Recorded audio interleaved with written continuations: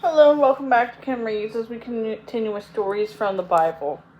The Boy and the Giant. Sunlight poured down on the beautiful hills of Elah.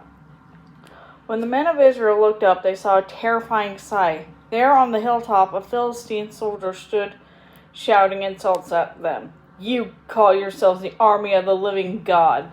Then why do you hide in the valley? Today I challenge your God.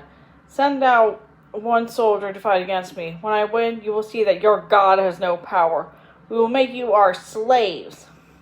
The men who listened to these insults had fought many brave battles, but they feared this Philistine, for he was no ordinary soldier.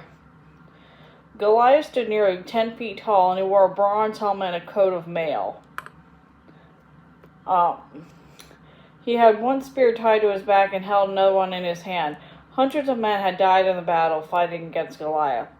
Among all the soldiers of Israel, there was no man willing to fight against this beast alone. Only one person was brave enough to face Goliath: David, a young shepherd boy. He had come to the army camp to bring food for his older brothers who were soldiers.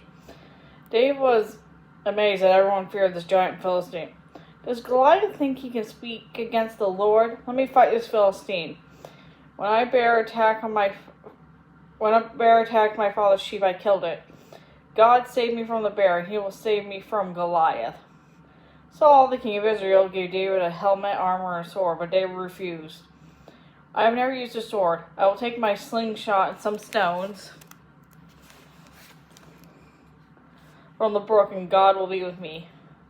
Goliath roared with laughter when David stepped up to fight him. You sent me a child? Come here, boy, and I'll feed you to the birds."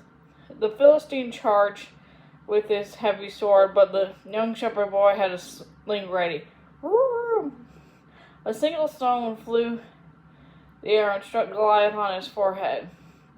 The giant fell down dead. The enemy soldiers watched in horror as David took Goliath's own sword and cut off their champion's head.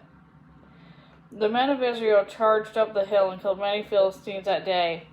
David became the leader of the army and later was crowned king of Israel. And that is the end of that story.